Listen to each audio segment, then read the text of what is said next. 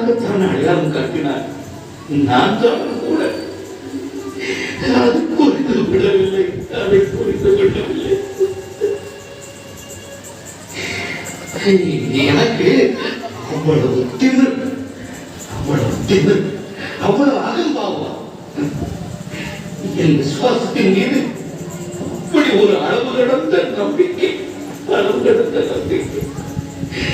அதுதான் என்னை கவிழ்ந்து விட்டது.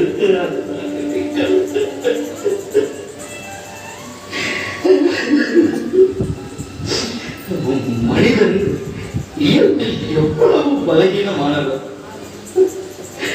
அதிலும் நான் எவ்வளவு பலகீனமானவன் என்பது எனக்கு புரியாமலேயே போய்விட்டது.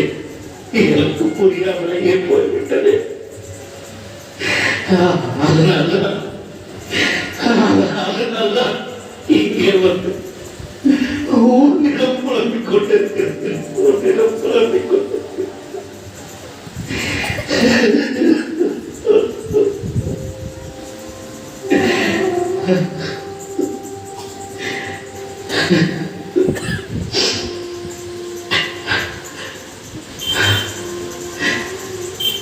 ஆமாம், நீ எனக்கு முன்னாலேயே என் ஆண்டவரின் சிலுவைக்கு முன் வந்து அழுது கொண்டிருக்கிறாய்.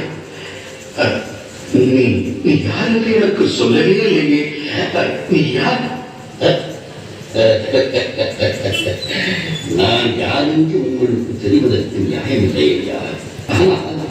என்னோட பேரு உங்களுக்கு அநேகமா தெரியாம இருக்காது. ஏன்னா இந்த நாட்டில் எனக்கு அவ்வளவு நல்ல பேரா. என்ன பேரு பாட்ட? கொள்ளைக்காரன் திருடன். ரொம்ப நல்ல பேர்ல. நான் கேட்டது உன்னுடைய இயற்கையான பெயரை.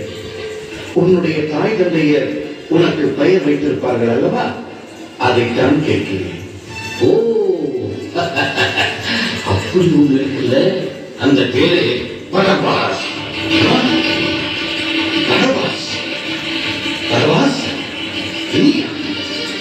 என் ஆண்டவருக்கு பதிலாக அவர்கள் விடுதலை செய்யப்பட்ட கொள்ளைக்காரன் அம்சம். அந்த பாடி நான் தான். அந்த பரபாஸ் நானேதான். நான் யாரை விடுதலை செய்ய வேண்டும்? கொலைகாரன் பரபாசையா, இல்லை மெசியா எனும் இயேசுவையா?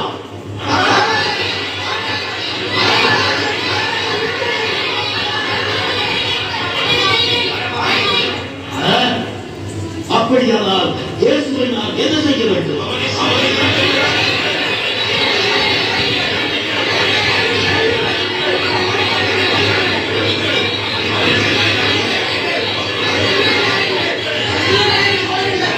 அப்படியென்றால் உங்கள் விருப்பப்படியே செய்து கொள்ளுங்கள்.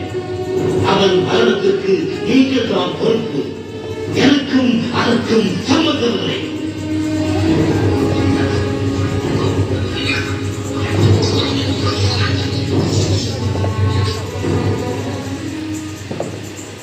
ஏன் கொலைகாரன் கொள்ளைக்காரன் என்று ஊரா சொல்லுகிறார்கள்? அதுக்கு ஒரு வார்த்தையில நான் பரிந்துரை முடியாது. எனக்கு சின்ன வயசுல இருந்து இந்த ரோமாபுரியான்களை பிடிச்சான். அவனை நம்ம நாட்டையே அடிமையா வச்சிருக்கான். நம்ம ஏரோது ராசா அவனுக்கு கையாள். அவங்க இங்க கூட்டம் கூட்டமா வந்தாங்க. மூட்டையோ தோண்டிட்டு போனாங்க. கேட்கறதுக்கு இங்க ஆகியவே இல்லை. பார்த்து பார்த்து எனக்கு வயிறு எரிஞ்சு போச்சு. ஆனா நானும் ஏழை தான். என்ன அவங்க எழுத்து படையா திரட்டிட்டு போக முடியும்? ஏதோ என்னால முடிஞ்சது. என்ன மாதிரி 10-15 ஆளுகளை சேர்த்துக்கிட்டு அவங்களை அடிச்சு உதவிச்சு வழிமுறை செய்கிறது. அவசியம் ஏற்பட்டதுன்னா கொண்டே போட்டுதான். இப்படி சில நல்ல காரியங்கள் செஞ்ச கடைசியில ஒரு நாள் அசமா மாட்டிக்கிட்டேன். அழகா வழி தவறி போய்விட்டாயே பரபாஸ். வாளை எடுப்பவன் வாளால் மடிவான் என்று எங்கள் நாயகர் சொல்லுவார். வன்முறை வன்முறையைத்தான் உருவாக்கும். பிரச்சனைகள் தீர அது வழியே அல்ல. ஆமாம் பரபாஸ், நீ அடிப்படையில் மிகவும் நல்லவன். நல்ல மரம் நல்ல கனிகளைத்தான் கொடுக்க வேண்டும். கெட்ட கனிகள் கொடுப்பது அதன் இயல்புக்கு பொருந்தாது.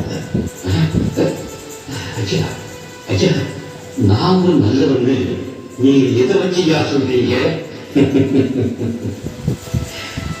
பரபாஸ், என் ஆண்டவர் இயேசு கிறிஸ்துவுக்காக கண்ணீர் சிந்தும் ஒரு மனிதன் எப்படி கெட்டவனாக இருக்க முடியும்? எனக்கு கூட முடிவுகாக உப்புன்னு சொல்றீங்களா? நான் சொல்வது என்ன, உண்மையாகவே உனக்கு பொழுது விடிந்து விட்டது. எப்பொழுது நீ கிறிஸ்துவுக்காக விடுதலை செய்யப்பட்டாயோ அப்பொழுதே நீ உன் பழைய வாழ்க்கையில் இருந்தும் உன் பாவங்களில் இருந்தும் விடுதலையாகிவிட்டாய் என்ற அர்த்தம். நீங்க சொல்றதெல்லாம் உண்மைதானா? பரபாஸ், கிறிஸ்துவின் பெயரால் கூறுகிறேன், நான் சொல்வதெல்லாம் உண்மை. விசுவாசம் கொள் பரபாஸ். இன்னும் உனக்கு நிறைய வயது இருக்கிறது. காலம் கடந்து விடவில்லை. ஒரு புதிய வாழ்வை, இனிய வாழ்வை, தூய வாழ்வை நீ இப்பொழுதே துவங்கலாம். இந்த வினாடியே நீ புதிய மனிதனாக. ஐயா ஐயா, ரொம்ப நன்றிய, ரொம்ப நன்றிய. ஆமா, அந்த கிறிஸ்துவ இனிமேல நாம பார்க்க முடியுங்களா? அவர் என்னவோ உயிர்த்து வருவேன் என்றுதான் சொன்னார். வந்தால்தான் நிச்சயம். எப்படியோ அவரை நீங்களாவது மறுபடியும் பார்த்தா சரிங்க. ஆமா, நீங்க கொஞ்ச நேரத்துக்கு முன்ன இங்க வரும்போது ரொம்ப வேதனையோடு வந்தீங்கல்ல? ஆமாம். இப்போ பரபாஸ், இதோ இதோ இந்த ரத்த சிலுவையின் தரிசனத்தில் எனக்கும் வெளிச்சம் வந்துவிட்டது. ஆமாம் பரபாஸ், எனக்கும் வெளிச்சம் வந்துவிட்டது. எனக்கும் வெளிச்சம் வந்துவிட்டது. இயேசுவே,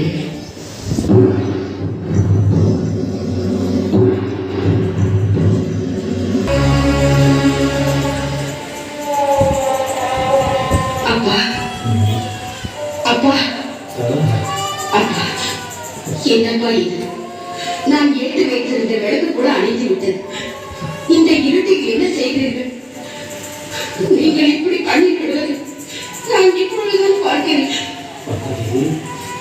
இருட்டுக்கும் கண்ணீருக்கும் எப்போது நீ நெருங்கிய உறவு மகளே. நீ ஏற்றி வைத்திருந்த விளக்கை நான் தானமா அழைத்தேன். என் இதயம் முழுவதும் இறந்து கிடக்கும் போது இந்த வெளிச்சம் கூட எனக்கு வெளி வேஷமாக சொல்லுகிறது. அப்பா, பாஸ்கா பண்டிகை துவங்கிவிட்டது. ஆனால் நீங்கள் இன்னும் ஜெபக்கூடம் போகவில்லையே? ஜெபக்கூடம்? யாரிடம் போய் நான் கிடைத்து நிற்பது? கடவுளின் மகனை கொன்றுவிட்டு கடவுளின் முன்னால் போய் நிற்பதற்கு என்னுடைய மனசாட்சி இடம் கொடுக்கவில்லை மகளே. அந்த போதகரின் மரணம் உங்களை அதிகமாக பாதித்து விட்டது. நீங்கள் முயற்சி செய்து கூட அவரை காப்பாற்ற முடியவில்லை. ஐயோ, முடியவில்லை மகளே. அந்த சதிகாரர்கள் அவரை பழிவாங்கிவிட்டார்களே. அப்பா, நீங்கள் அந்த சன்னதி சபை மிகவும் முக்கியமானது. நீங்களே அவருக்காக வாதித்தேன் ஓடித்தேன் என்று நான் சொல்ல வேண்டும். என்ன பயன்? அவர்கள் முதலிலேயே தீர்ப்பை முடிவு செய்துவிட்டு அல்லவா விசாரணையை தொடங்கினார்கள். அப்பா, விசாரணை என்ற பெயரில் ஒரு பெரிய நாடகமே அல்லவா அங்கே நடந்தது. அங்கே போதகருக்கு ஆதரவாக என்னையும் நம் அடையத்தைய சூசையும் தவிர வேறு ஆளிலேயே அம்மா, வேறு ஆளில்லை. அங்கே இருந்த அத்தனை பரிசையும் மாதவர்களும் ஒன்றாக சென்று விட்டார்கள். நாங்களும் இரண்டே 2 பேர். நாங்கள் என்னம்மா செய்ய முடியும்? கையறிவிலை கலங்கி தவித்ததுதான் மிச்சம். நல்ல வேலைப்பா, கடைசியில் அந்த உத்தமரின் திருவிழை நல்லடக்கம் செய்யும் பாக்கியம் அவர் உங்கள் இருவருக்கும் கிடைத்தது. அப்பா, அந்த புனித போதனையின் மேல் நீங்கள் இவ்வளவு பிரியம் வைத்திருக்கிறீர்கள். இதற்கு எப்பொழுதாவது அவரை நீங்கள் நேருக்கு நேர் பார்த்திருக்கிறீர்களா? அவரோடு பேசியிருக்கிறீர்களா? ஆமாம் ஜோதி, நான் அந்த புனிதரை பார்த்திருக்கிறேன்.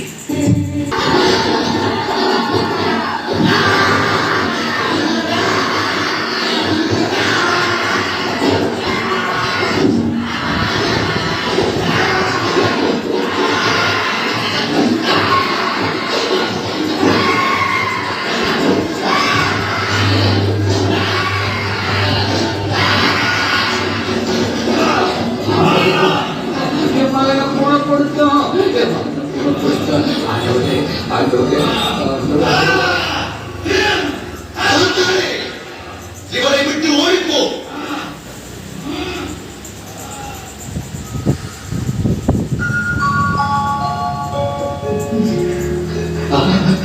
அப்பா, மகனே மகனே,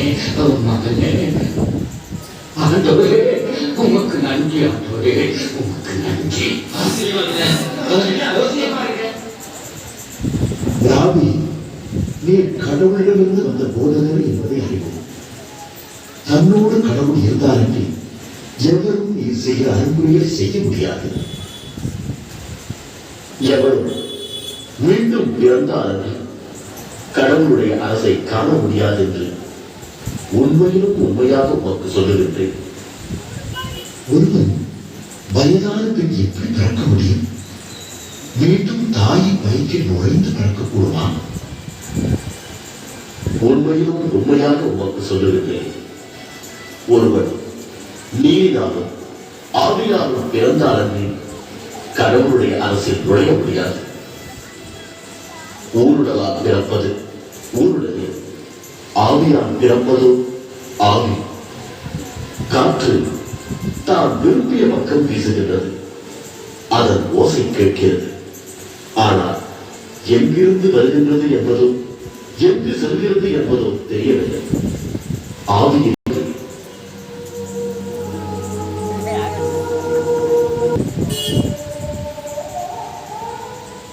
அப்பா, அவர் சொன்னதையெல்லாம் நீங்கள் நம்பினீர்களா?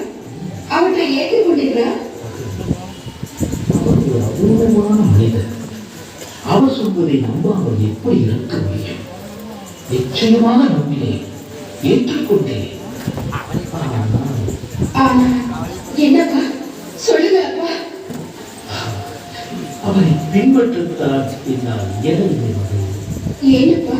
பயம்.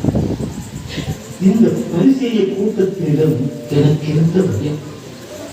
இவர்கள் மத்தியில் எனக்குள்ள அந்தஸ்து, செல்வாக்கு, பதவி, இவற்றின் மீது நான் வைத்திருக்கும் பற்று, பாசம்,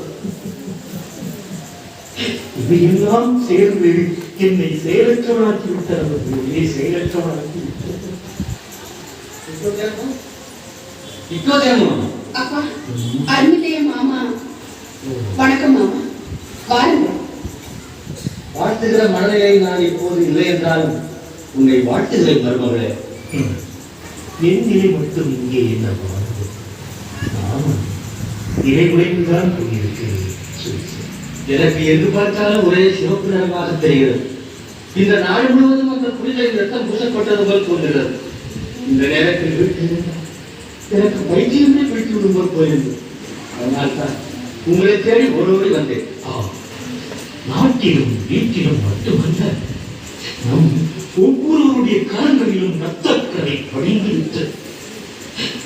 ஒரு பாவமும் அறியாத அந்த கடவுளின் செம்மறியை கொண்ட பழியும் பாவம் நம் மீதும் நம்